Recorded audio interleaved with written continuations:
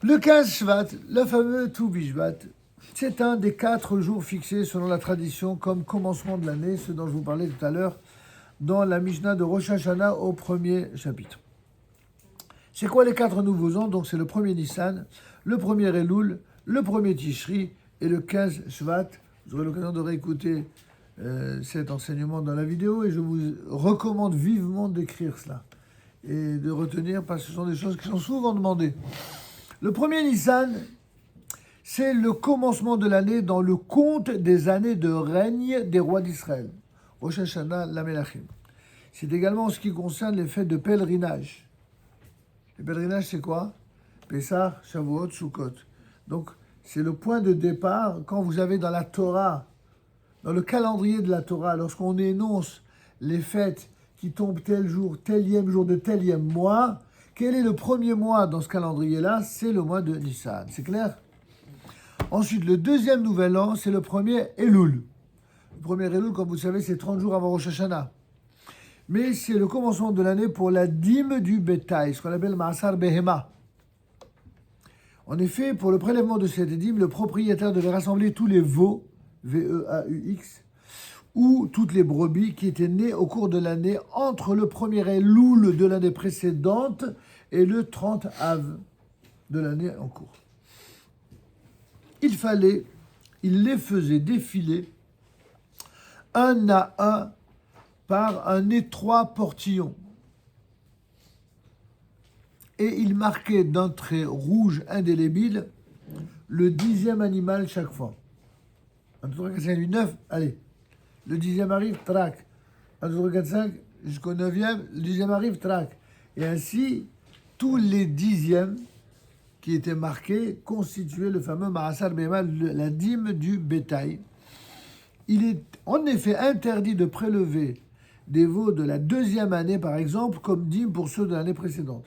Donc c'était un compte très rigoureux, très précis, et qui était remis évidemment au temple. Enfin, alors après le premier Nissan et le premier Elul, nous avons le troisième nouvel an, qui est sans doute le plus connu d'entre tous, c'est le premier Tishri, le fameux Rosh Hashanah tout court, qui est 10 jours avant Yom Kippour. C'est le commencement de l'année pour le compte des cycles shabbatiques, quand on calcule, vous savez, l'année shabbatique tous les 7 ans, ainsi que les années jubilaires tous les 49 ans. Également pour les arbres nouvellement plantés, en ce qui concerne les 3 années de Orla. Qu'est-ce que c'est Orla? Ça, on verra lorsqu'on parlera d'Eretz Israël. C'est tous les 3 ans, il y a un dîne spécial qu'on appelle Orla. On n'a pas le droit de consommer des fruits durant ces 3 années, jusqu'à la 3e année incluse. C'est seulement après la 4e année que on verra les détails. Enfin, pour la dîme des céréales et des légumes verts, c'est également le premier Tishri qui est pris en compte dans le calcul. Enfin, 4e et dernier nouvel an, c'est le 15 Shvat. C'est notre sujet, le fameux Tou Bishvat.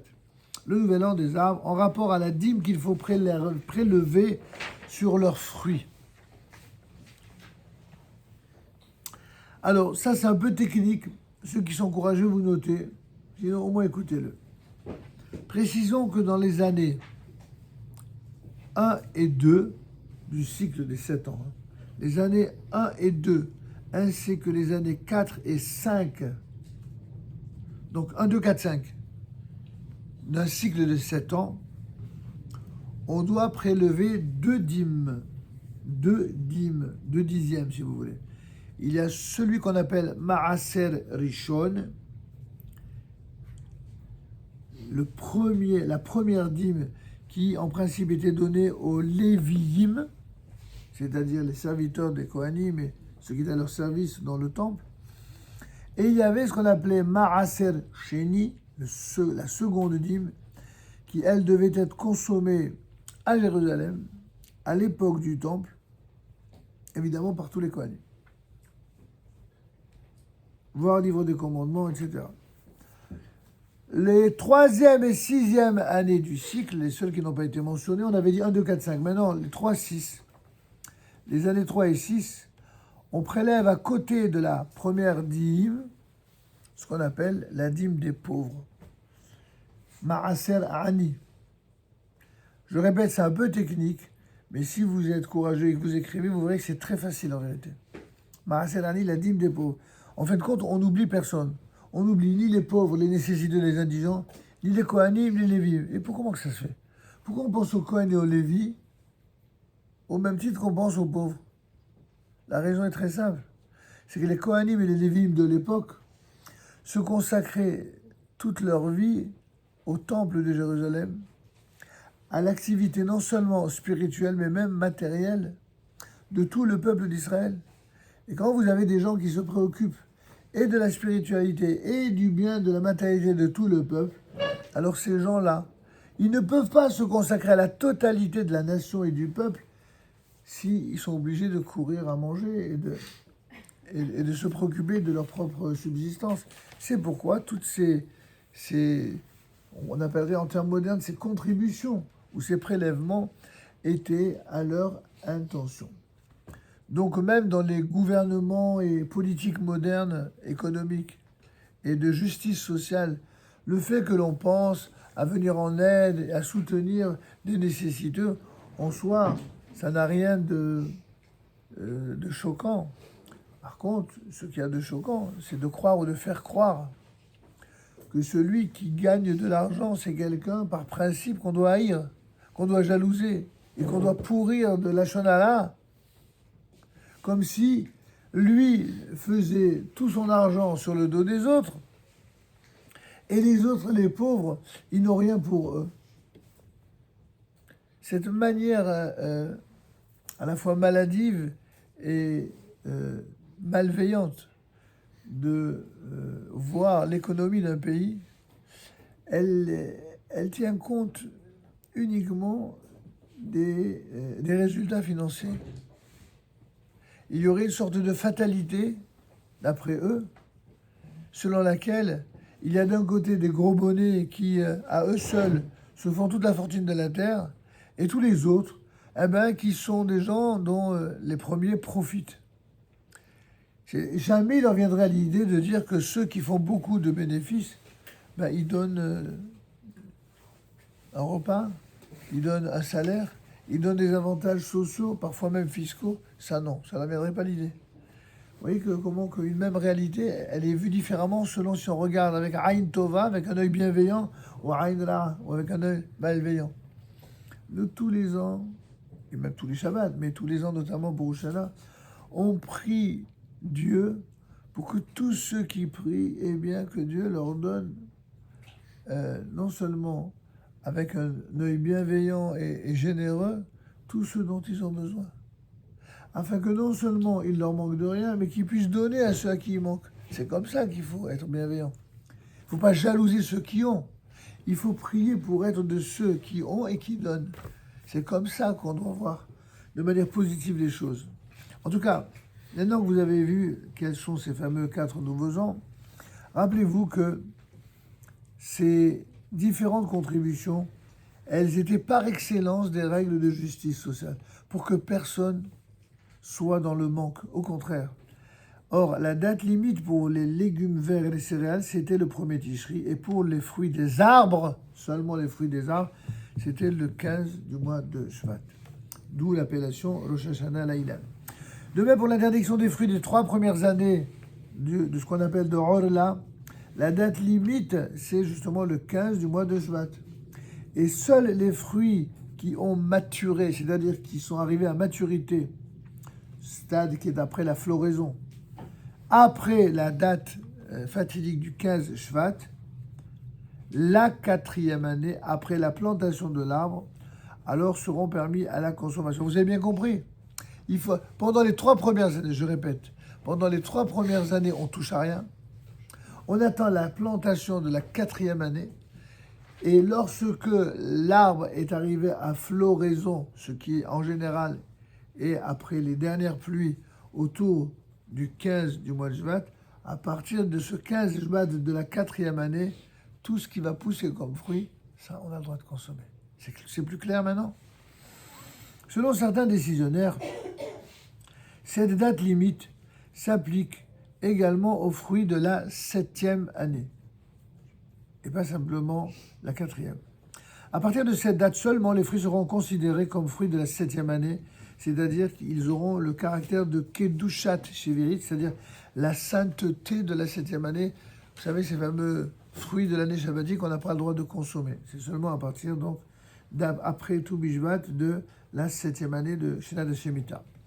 Le choix de cette date s'explique par le fait qu'à la Mi-Shvat, eh bien, la majeure partie des pluies de l'année est tombée, on l'avait dit, et qu'une sève renouvelée monte dans les arbres. La terre renouvelle en quelque sorte sa fertilité. Et comme le dit la Torah, Adam et Tzasadeh, l'homme lui-même est comparé à un arbre des champs. Et de la même manière qu'un arbre, eh bien, c'est celui qui j'allais dire, il se plante, ensuite il grandit, il pousse, il produit des fruits. Ça, c'est un jeu de mots, c'est pas sérieux. C'est pas qu'il se plante, il s'implante, on va dire plutôt. Et il arrive à produire quelque chose, produire des fruits, il finit par mourir. Ainsi pour les arbres, ainsi pour les hommes. Le Rosh Hashanah des arbres, contrairement aux 3 autres mentionnés de la Mishnah, est un jour ordinaire. C'est-à-dire qu'il n'y a ni interdiction de travail, ni mention spéciale dans la prière. Néanmoins, afin de souligner le caractère particulier de ce jour, on ne dit pas le jour de Tu Bishvat, les fameux Tachanunim, ces supplications, ni à Mincha, le jour qui précède, et l'on ne fait pas non plus de Hesped, c'est-à-dire d'oraison funèbre. Et pour rappeler la signification de ce jour, on a l'habitude de consommer un choix de fruits d'Eretz Israël, c'est notamment les rabbins d'Eretz Israël et kabbalistes qui ont fait un certain nombre d'études à ce sujet et notamment ont instauré un tikkun, un siddur spécial, un seder spécial. En effet, c'est en Eretz Israël surtout que la terre renouvelle ses forces en cette époque de l'hiver finissant pour donner à partir du printemps qui s'annonce des fruits délicieux. Or, parmi les fruits qui font la gloire d'Eretz Israël, comme on le voit dans le verset du Deutéronome, le 5e livre, la Devarim, au chapitre 26, verset 2, il y a 5 espèces sur 7 qui sont des fruits des arbres. Les premières espèces ne sont pas des fruits des arbres. Hita Osora, c'est le blé et l'orge. Ça, c'est la terre. Mais les autres espèces, c'est que des fruits de l'arbre. Aussi, le 15 Shvat, c'est par excellence la fête des arbres en Eretz Israël. En consommant les fruits des arbres que sont les figues, les dattes, les raisins, les olives et les grenades, nous faisons une bénédiction spéciale. Et ce, afin d'exalter ou glorifier les qualités de cette terre promise aux ancêtres et à leurs enfants.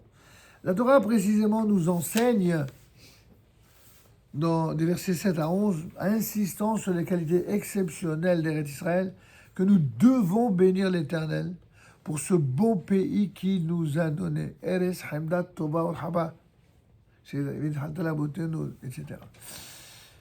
L'auteur donne à ce propos quelques indications sur les bénédictions à prononcer avant et après avoir consommé des fruits, soit pendant le repas, soit en dehors du repas. Sur toutes ces questions de priorité, eh bien, on verra le moment venu, selon le Shulchan Aruch, quelles sont les bénédictions qu'on récite, dans quel ordre.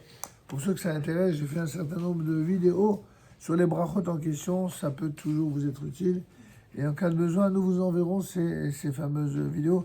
Je vous rappelle que les cours que nous donnons ici et beaucoup d'autres, plus de 1300 vidéos qui ont été faites en moins de 2 ans, sur tous les sujets possibles et imaginables. Alors, ça ne remplace pas nos cours, parce que nos cours, nous essayons toujours d'apporter un plus, malgré tout, d'une année sur l'autre, et il y a beaucoup d'autres cours qui ne sont pas donnés ici. Mais plus vous aurez l'occasion de les écouter, et pas seulement les miens, bien sûr, mais d'autres rabbinim tout à fait intéressants et qui apportent beaucoup. Chacun apporte un éclairage qui complète et qui améliore et qui illumine l'ensemble. Je ne peux que vous encourager évidemment à être à l'écoute de ces enseignements. Et bien entendu, si vous aviez des questions sur tous ces sujets, n'hésitez pas, comme d'habitude, sur le WhatsApp, voilà, en direct. Et il arrive même parfois que les réponses, quand les questions sont vraiment intéressantes, sont formulées également sur vidéo pour en faire profiter l'ensemble des élèves du groupe. Sur ce, je vous souhaite une bonne soirée et à la semaine prochaine pour traiter de l'éloge d'Eretz Israël.